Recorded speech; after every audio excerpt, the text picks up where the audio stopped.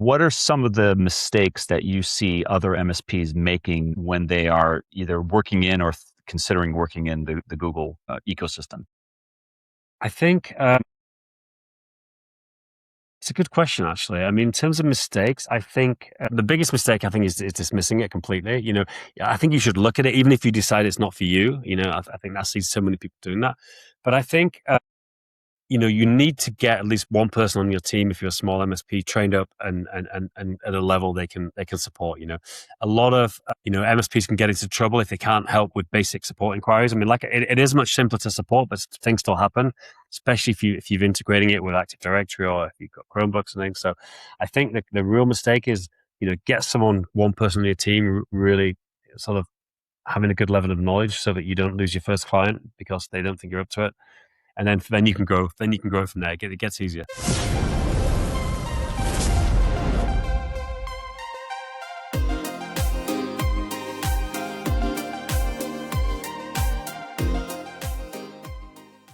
Good day. Welcome to the MSP Zone podcast. This is your host, Charles Weaver. Today, we are talking about an opportunity that I think a lot of MSPs either overlook or they dismiss too quickly. I'm talking about Google Workspace. For years, many MSPs have built their cloud productivity practices around Microsoft 365, and for good reason. But that does not mean Google Workspace is a niche platform or a secondary consideration. There are real businesses, real organizations, including schools, nonprofits, professional services firms, startups, and distributed organizations all over the world that are operating every single day inside the Google ecosystem. And so the question becomes for MSPs is not whether Google is a better than Microsoft type of comparison or which platform should win over the other. A perhaps better question would be if your customers or prospects are using Google Workspace, are you prepared to support it? Are you prepared to secure it, to manage it, to build a profitable managed services practice around it? To help answer that question, I'm joined today by Dan Taylor of Apps EDU. Dan and his team live in the Google Workspace world, and we're going to look at some of the business, financial, and technical implications of adding Google Workspace to an MSP practice, along with the total addressable market opportunity this creates for service providers willing to take it seriously. Dan, welcome to the MSP Zone. Thanks, Charles. Great. I love the podcast. So great to be on here. Much appreciated. You are joining us from a unique location from some of our guests, but you're in the Central Europe, if I'm not mistaken. Exactly. Correct? Prague. I live just outside Prague in the Czech Republic. I'm originally from the UK, as you can probably tell, but living in Prague for over 20 years, and we've got a fully remote team across all the world: Asia, Europe, the US, Middle East. Very exciting, and freshly back from the Austrian Alps, and lots of fun and excitement there. If you could give maybe just a quick overview of your experience in the sector as a managed service provider, if you could just talk to us about what you've been doing and lead us into the conversation for today. Yeah, definitely. I mean, I've worked in IT my whole career, kind of split between enterprise and then the education sector. I used to work for Deloitte. I was an enterprise consultant. I worked on a system called SAP, which you might know, big enterprise system. I was implementing SAP.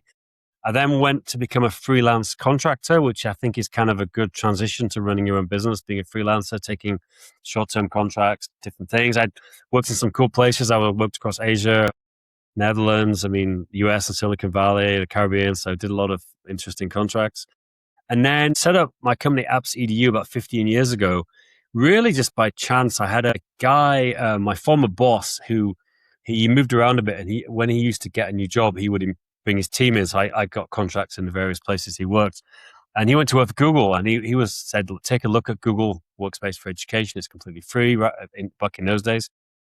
And it's growing like crazy. So I took a look, and then I started from having known nothing about Google. I'd worked a lot in the Microsoft environment. I started supporting schools. I didn't even know what an MSP was until quite a few years later, but I started doing support contracts, migrations, training, all kinds of things. So we run Apps EDU. We're an MSP focused on schools primarily, although we have business customers now. It's a very niche market, and it's global. We work with a lot of international schools. So even, we have US schools, UK schools, but we work with a lot of international schools, which are schools all around the world that typically in English. So very global, even though we're a small team of 6 people. And then on top of that, we actually built a tool to help people support Google Workspace. So we built it for ourselves. We've been running a lot of security audits, and we realized the problem with audits was it's a snapshot of one moment in time. And quite often you do a security audit and they don't implement it for 6 months, and then it's kind of out of date. So we made a tool to do continuous scans to help keep the Google Workspace environment secure. And we sell that to schools, businesses, but also MSPs. We've got a console where they can manage all their customers. So that's what I do basically. So I want to talk to you about the MSP angle in a little bit, because I think that's going to be very interesting to a lot of our listeners and viewers out there. So let me start with maybe as I teased in the introduction, I am aware every time I go onto a meeting, a web meeting these days, I would say, I don't necessarily think it's 50%, but there's a fair amount of large organizations that use Google Workspace, right? For their own internal email, right? Compared to just using Microsoft 365 or using, hosted Exchange. So it's, I don't know if this is a dirty secret, but it seems like there's a lot more people using Google within our profession in technology. Do you share that same sentiment as well? It is. And the thing is, I mean, as you know as well, Charles, it's kind of a bit of a religious war, really, in terms of, I know for myself, I'm in the tech tribe, I'm in a few other communities, Facebook groups and stuff. You post something about Google, and a lot of people just crap on it instantly, and it's very much, I think a lot of people see it as like an attack on their very identity, the fact that, because, I'm from the Microsoft world initially, my first job was doing Visual Basic for applications and making access databases and all kinds of stuff. So I'm from the background. But a lot of people, because their whole career has been in Microsoft, they look for reasons to kind of dump on Google and say why it's crap and why, all the reasons why it's not secure and the reasons why it's hard to implement and the reason why it's not customizable, all of which, in my opinion, are false. So I think that's the reason. And to come onto the market, I can talk a bit about the numbers, but the TLDR is it's much bigger than you think it is the reality when you actually look at it. Yeah. So I do want to talk about the some of the perceptions of maybe from our profession in managed services, and whether how they look at Microsoft versus Google Workspace specifically, and maybe why some of these prejudices exist. But to that in a moment. I do want to talk about one thing, which is this whole conversation you and I are having is premised on the idea that there are sufficient number of organizations globally out there that are running Google Workspace in their organization, in addition to other things in their tech stack, perhaps. This is not a insignificant market opportunity, correct? Yeah, definitely. So if we look at the numbers, first of all, I'll get education out of the way. Universities, K through 12 schools. I'll talk the US and UK if that's okay. It probably covers a lot of your audience, Yeah. Similar numbers around the world. So in the UK, 60% roughly, I'm talking rough numbers, as much as you can find the information, using on the web and different sources, Gartner reports, etc. UK, about 60% of academic institutions, schools, universities use Google, 40% use Microsoft. In the US, it's 80% use Google Workspace and 20% use Microsoft. So education, it's like across the board in the US. If you speak to a school, they probably use Google Workspace. A lot of reasons for that. They want to move to a lower infrastructure. Google's got a free tier, completely free tier. Microsoft does as well, but Google's free tier is pretty comprehensive. So if you start with education, it's predominantly Google. Now, the interesting thing is when you look at businesses, if you look at number of businesses worldwide, Google's actually ahead, believe it or not. Google's roughly 50% and Microsoft 365 is about 45%. Now that's the number of businesses, not the number of users, two very different things, clearly. And we'll talk about enterprise and how Microsoft's ahead of there. So roughly, a bit more to Google. Now, where's Google strongest? Startups, tech startups, any funded startups, very strong. A lot of, especially things like fintechs and these kind of companies. Very small businesses, 1 to 9 employees. Google's ahead. It's roughly 40% Google, 30% Microsoft, and various free solutions. With the funded startups, it's almost entirely Google. When you get to the medium and the large businesses, that's when it shifts towards Microsoft. Now, the numbers I've got here, I'm looking at the latest numbers I could find. If you look at the United States, 300 plus employees, so enterprise classification, it's about 68% using Microsoft and 24% using Google Workspace. Slightly in the US, even in the UK, even more, 75% using Microsoft, 18% using Google Workspace. So almost 3-1. But that's still a lot of businesses. I mean, I think people in their mind, they think it's 90%, 95% of businesses, of enterprise businesses. But it's really, it's 68% Google, 68% Microsoft, 24% Google. So it's a big number. I just thought of this question. I wasn't thinking about it beforehand, but I'd be curious as to your own take on this. Does your MSP practice exclusively focus on Google, or do you work on non-Google? Like, do you work on Microsoft? No, we're 100% Google Workspace because, like I said, until recently, we were almost exclusively education. Mm-hmm. I got into it like a strange way. I wasn't an MSP supporting Microsoft customers ever. I had a friend who went to work for Google. I learned about Google. I thought, this is amazing. It's cloud first. I'm going to do Google. So I kind of jumped straight in. We have a lot of schools and a lot of customers that have a hybrid environment. They might have Microsoft Active Directory for their identity. We have schools with big campuses, and maybe some parts are using Microsoft, some parts are using Google. So we do come across it. The hybrid thing is big, but we generally focus entirely on Google Workspace. And again, I'm telling people, don't just focus on Microsoft. Obviously you can do, but in my opinion, there's a lot more competition in the Microsoft world than there is in the Google world. I'm not saying there isn't a lot of Google partners, but there's not as many relative to the number of customers as there are in Microsoft.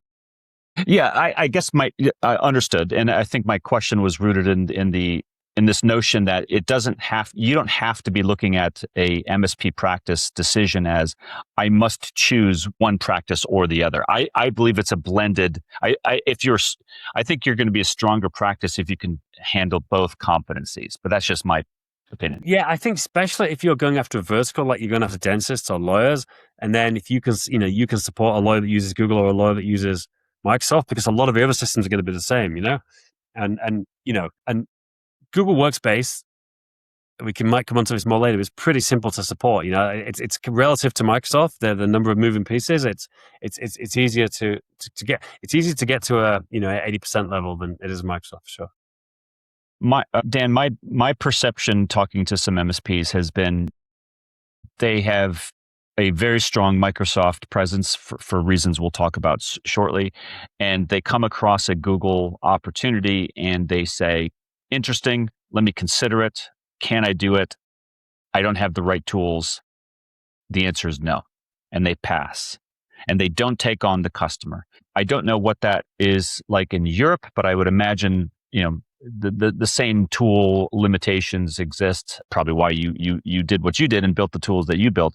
But do you have a comment or a thought about that general premise of an MSP seeing a legitimate managed services client prospect and being unable or unwilling to take that on because of a perception of I don't have the right tools, or I don't know enough about the ecosystem, and I don't know which is which. Yeah, I think they're two different things. I think they're both reasons people don't do it. I think you're right. There's a lot of tools. There's Augment. There's a whole load of tools you can use to manage multiple Microsoft environments in one console. Our tool, Workspace Audit, is one of the main ones for Workspace. But I would say for Google Workspace, especially if you just take on a few clients in the beginning, you can manage a lot of that without any third-party tools. It's the admin console. If you do put yourself through some basic training, Google's admin certification, getting up to speed on it, because it's completely cloud first. You're not thinking about endpoints; you're just thinking about the number of users. It's a lot easier to get in and support. So I think those two reasons you say are reasons why people don't do it. But I think there aren't many tools around to support Google, but you can do a lot of it without third-party tools. Because it's all an entirely web-based system. Yeah, I guess the harder thing is for managing multiple customers in one console. Multi-tenancy situation. Yeah, I mean, look, my friends over at Microsoft might not like me saying this, but I work in Microsoft, 365 all day long, and I just started playing around again with the Google Workspace, and Google's backend is a lot friendlier. I'll say that. It's laid out much differently than the labyrinth of complexity that is back-end Microsoft. Yeah, it is, and I guess if you want to really take it to the next level and get the most value out of Google as a business, using Chromebooks is the one thing. It's so easy to if you the complexity of managing Chromebooks all centrally online from the console compared to managing Windows devices with Microsoft is a complete. It's night and day how much simpler that is with Google Workspace.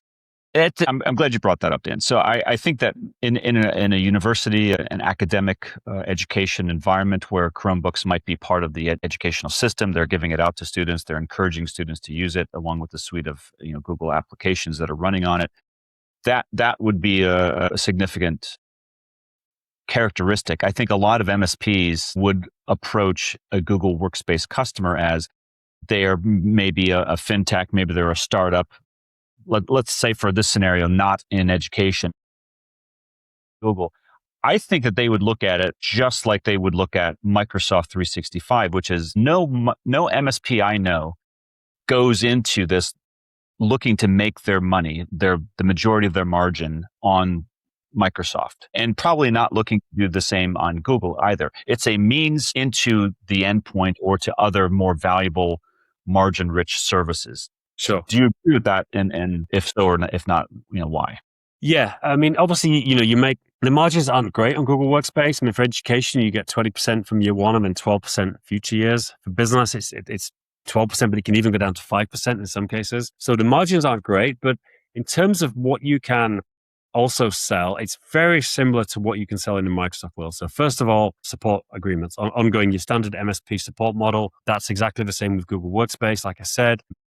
Migrations, security audits, obviously is similar to the Microsoft world. And then again, similar to Microsoft, there's a whole ecosystem of third-party software applications that integrate with Google. So, you've got backup systems, you've got safeguarding systems, you've got integration systems. So, and some of these have good margins. Some of these we're making 30% ongoing, year on year margins. So, there are, I mean, we actually make more money reselling third-party applications than we do reselling Google Workspace. And that's there's a whole ecosystem of software applications within the Google, connected to Google. Yeah. So, okay. So that's important, I think, for MSPs watching this, listening to this, is that the question is not whether you're going to make money with Google. Google is the entryway. It's the doorway into the ecosystem and all of the professional services, managed services that you can get. And I think that's so I think that is a very critical point for MSPs to realize. In your opinion, Dan, do you think that obviously the legacy Microsoft dominant RMM tools, the perhaps backup, although I wouldn't say that's true for cloud backup, so let's leave cloud backup, endpoint management, so MDR, XDR, EDR types of tools, the ticketing systems, those things could still be repurposed to some degree in a Google native ecosystem, could they not? Some of the tools.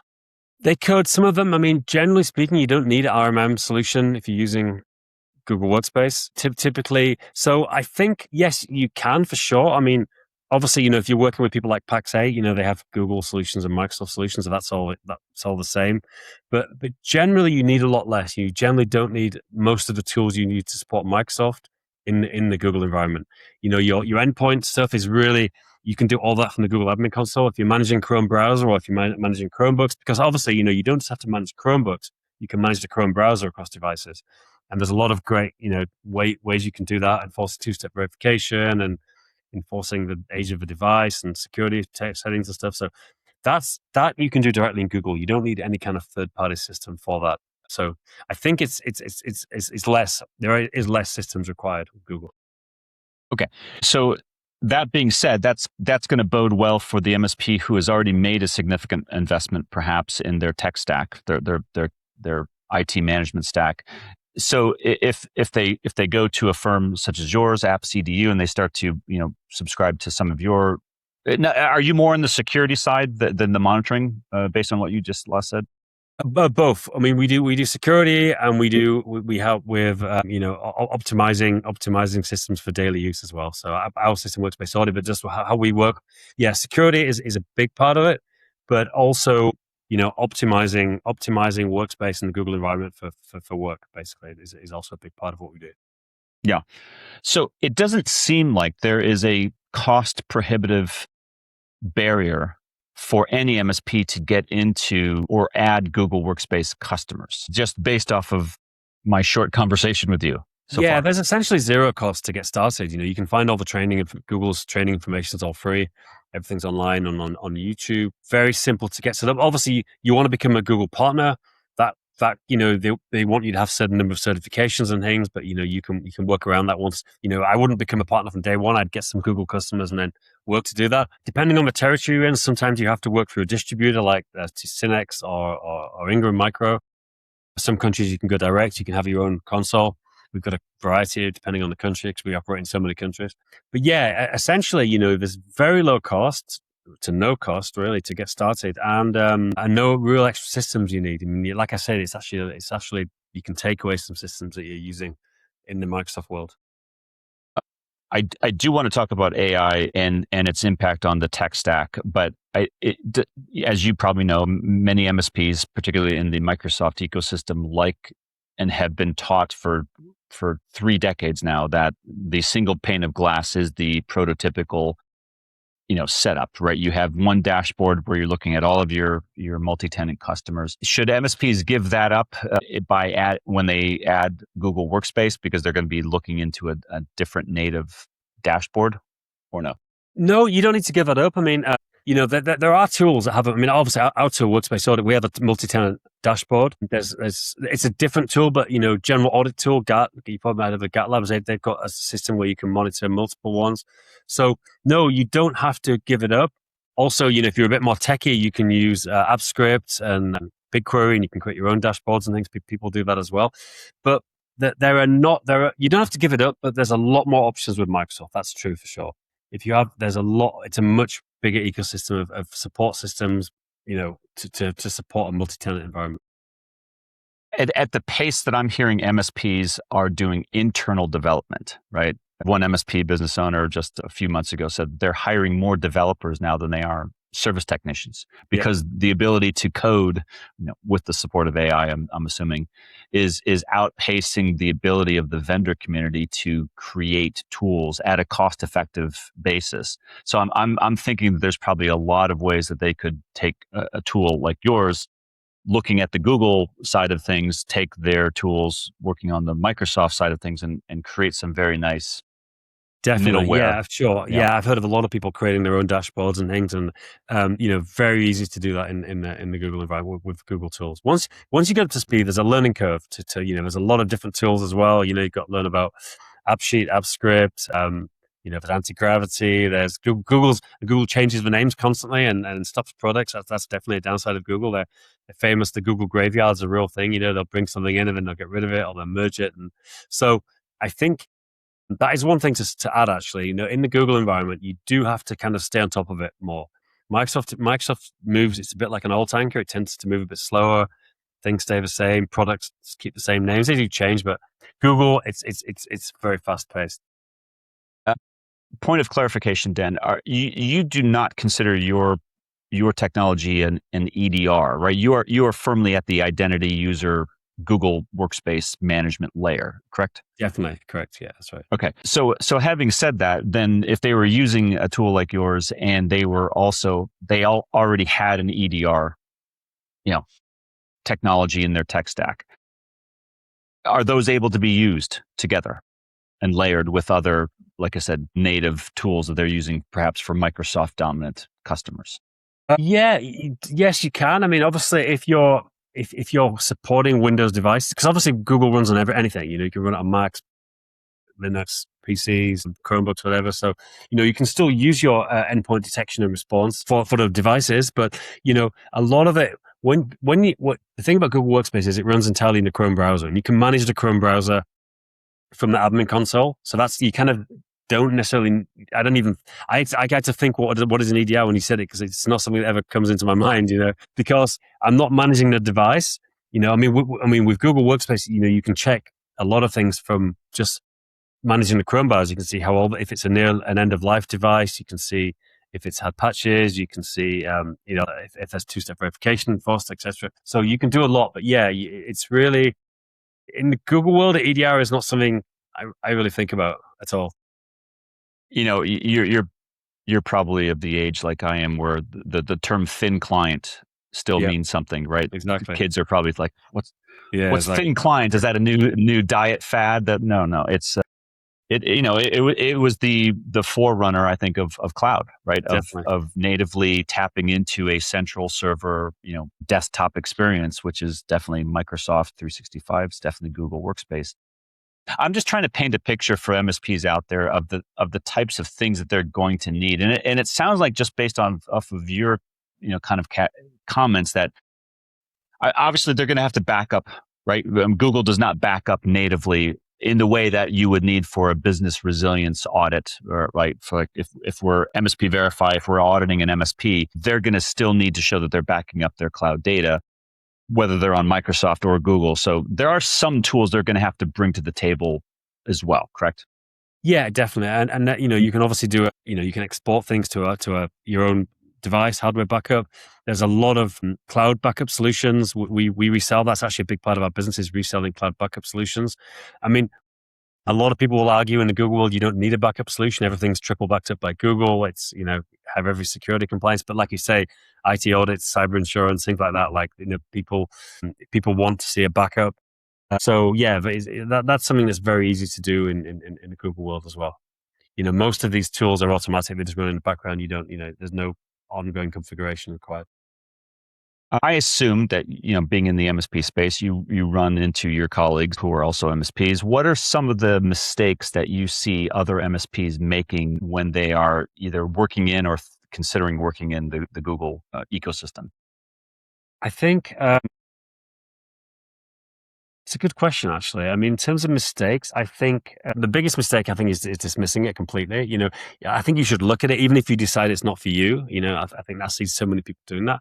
But I think you need to get at least one person on your team, if you're a small MSP, trained up and at a level they can support. A lot of MSPs can get into trouble if they can't help with basic support inquiries. I mean, like it is much simpler to support, but things still happen, especially if you're integrating it with Active Directory or if you've got Chromebooks and things. So I think the real mistake is get one person on your team really sort of having a good level of knowledge, so that you don't lose your first client because they don't think you're up to it.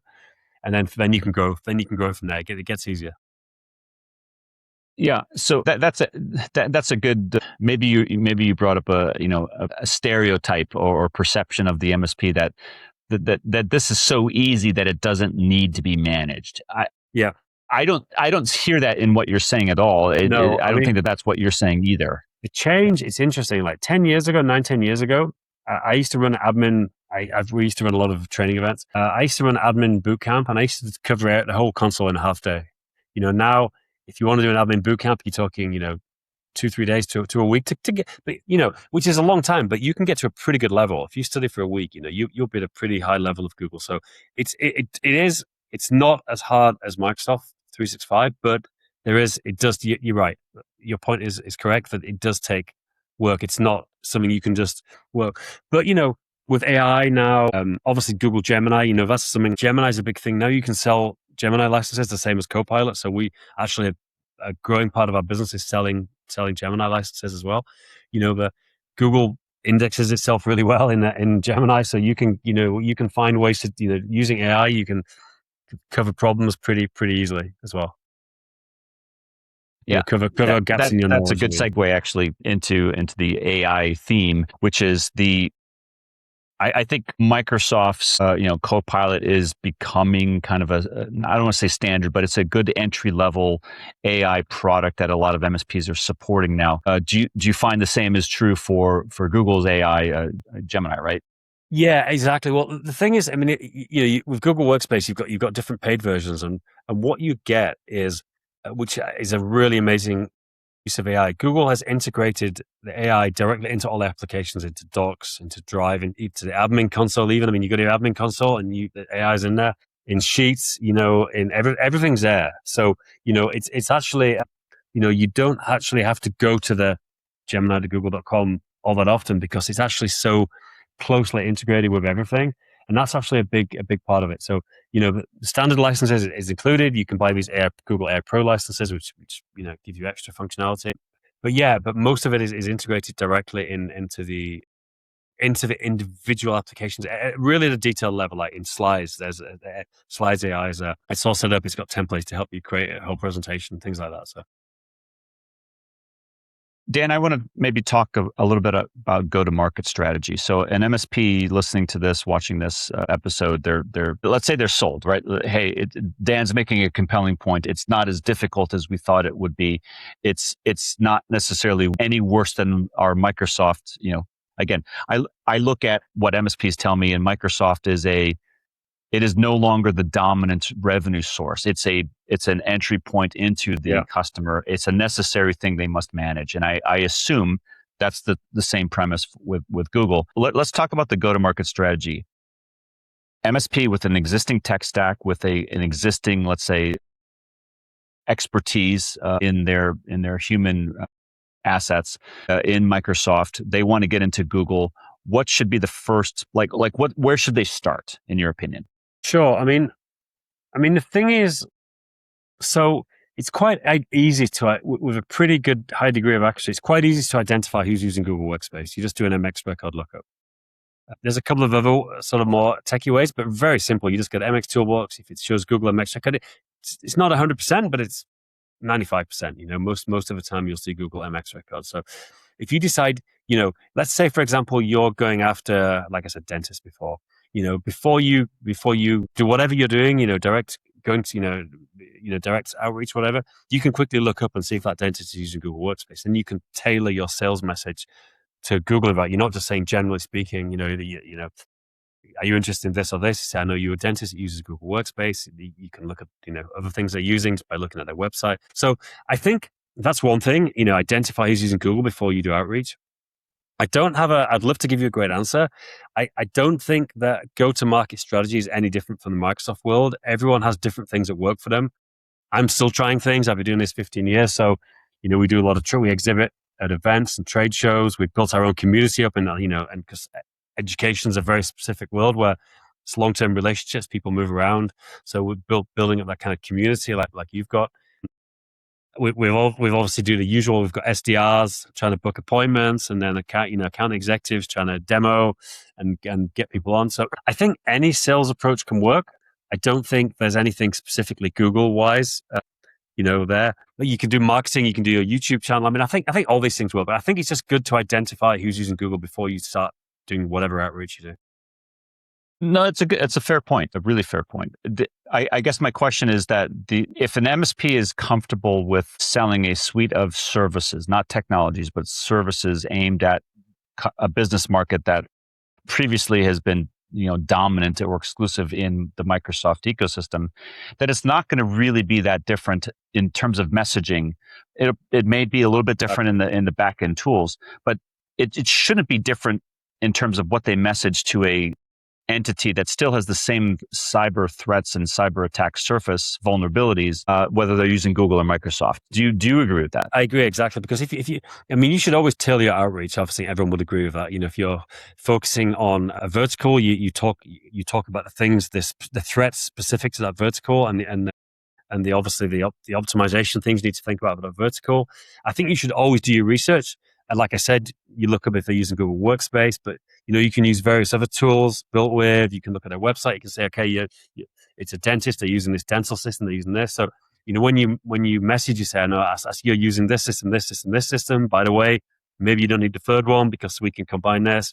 We can reduce your costs and give you a more simpler solution and increase your cybersecurity. So I think I think just as a general point, forget Google. It's like any outreach, you should be really try to do the thing that's worked well for me has not been the bulk outreach. It's been focusing on learning about them and then contacting them with some specific, Yeah. And do you find that being in the Google ecosystem demands that you support Chromebooks? It's a good question. Yes. So we resell, there's Chrome licenses. There's something called the Chrome Education Upgrade license, which is for schools. And there's a similar business one. Now, this is an important point because you brought up a good point. A lot of Google partners resell Chromebooks. We've never got into that. it's a whole different thing. You've got stock, you've got to deal with the OEMs, repairs, how are you going to handle that, returns, things like that. So there's a lot of Google partners do Chromebooks, and they can make very good money out of that as well. You don't need to resell them, but you do need to support them to a certain extent. I found at least you can resell the licenses, and the support's very simple because it's just a Chrome browser on a box, really. And if there's a hardware failure, you don't end up supporting the hardware. That's never happened to us, but if the Chrome browser isn't working properly on the device, then that's something we will deal with. I should know this, but I mean, does the Chromebook present not from an IT functionality or availability standpoint, but from a risk standpoint? Does it present? I mean, it still has access to data, so I must assume that it still has a risk element that must be tended to. Sure, but it is. I mean, again, you're going to get contacted by all your Microsoft people who are going to disagree with this, but it's much safer than using Windows devices. Any metric, any study has shown that. There's been no successful attacks on the Chrome browser. The risk to third-party apps, which we can talk about, third-party apps attached to Google Workspace and also Chrome extensions, that's kind of the real risk you're taking. But the Chrome browser and the Chromebook is very secure. It's built on Linux. The Chrome browser and the Chrome operating system is built on Linux. So yeah, very secure. Typically, cybersecurity premiums are lower for Google Workspace customers than Microsoft, although there's a lot of other factors. Are you enforcing two-step verification and all these other things you probably know about? So yeah, but yeah. Yeah, I look. I know a lot of MSPs support Apple, like MacBooks and I'm on a Mac now. I'm an Apple user as well. I'm a Mac Pro user. So I think that this concept that you have to be in a homogeneous mode, like 20, 30 years ago, it would have been a very you're only working in Microsoft in that Windows environment, and that used to be the reality. I think that is not true today, and I think that you and people like you and people who support like Mac native management of devices, not their ecosystem. I don't think they really have one. I think a good MSP has to have all competencies. I think especially the smaller ones who support a broad, diverse customer base, they really can't afford to just say, "I'm not going to support you if you're on the Google ecosystem anymore." That's I think generally that's really good advice. Obviously, there's edge cases. So if you're very focused, people might say, "I just don't. I'm a 3-person company. I don't want to take on. I've got enough business. I don't want to take on Google clients." But like I mentioned earlier, if you're focused on a vertical, then it's Google's is part of it. Like you don't want to miss out all the other accountancy firms because of the Microsoft part. Yeah, and especially not to minimize Google's technology, but it just, I don't think anyone has ever told me that it's a complexity issue. I think it's none of the existing tool vendor relationships they have bring Google up, and that's why I think they look at it as a completely separate and therefore foreign concept, and they ought not to. That's exactly my take. Yeah, 100%. So, as we wrap up the segment, Dan, first of all, did I miss anything? Is there anything that we should be talking about? We talked about partner. I mean, obviously, people ask about, is Google secure? Like it's compliant with everything, GDPR, HIPAA. You've got something called data regions. People think the cloud, it's not local, but you can choose to have your data stored in the US or in Europe. So, security wise, it passes, it's up there with, I would say, ahead of Microsoft. Again, feel free to email me if you disagree, but everything I've read shows it's more secure than the Microsoft environment. Yeah. So an MSP, let's just say that it has the same technological footing as Microsoft 365. At least that's what the allegation, the claim is. For an MSP, you really have no reason not to turn down or turn away a Google Workspace prospect, but you do need to be comfortable and competent in the back end, assuming that that's it. If you're coming from Microsoft 365 experience, some of these themes and some of the dashboard, because I've seen them myself, some of the dashboard areas, they're called something different, but they're really fundamentally the same. Very similar. Right? Yeah, I mean, it's very similar. The areas are very similar. I mean, the cybersecurity, but it's simpler. It's simple as the answer. And I'm started off in the Microsoft world. Google's it's way easier in my opinion. Finally, Dan, if an MSP says, "Look, I'm ready to do this. I could use some help," could they contact you?